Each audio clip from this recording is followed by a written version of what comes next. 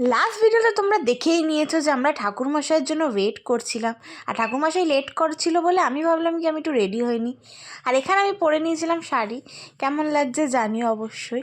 তারপরে আমি রেডি হতে হতেই ওদিকে ঠাকুরমশাইও চলে এসেছিলো। সত্যি আজকের দিনে আর লক্ষ্মী পুজোর দিনে ঠাকুরমশাই পাওয়াটা যে কী চাপের। আর এখানে ঠাকুরমশাই এসে বসে পড়লো, আর এখানে পুজো শুরুও হয়ে গেছে। পুজো শুরু হলো কখন আর শেষ হলো এখন সত্যিই বোঝা যায় না, কি তাড়াতাড়ি সরস্বতী পূজা লক্ষ্মী পুজোটা তাড়াতাড়ি করে চলে যায়। আর এইখানে দেখো ঠাকুরমশাই আসতে না আসতে আরতি করাও শুরু করে দিয়েছে। পুরো সুপার ফাস্ট যাচ্ছিল ঠাকুরমশাই। যাই হোক, কী আর করা যাবে। এখানে ঠাকুরমশাই সুন্দর করে আরতি করছিল আর আমরা খুব ভালো করে পুজো দেখছিলাম।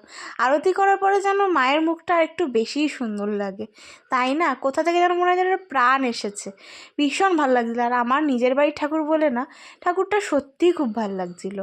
আর এখানে আমরা সবাই এক এক করে অঞ্জলির জন্য রেডি হচ্ছিলাম।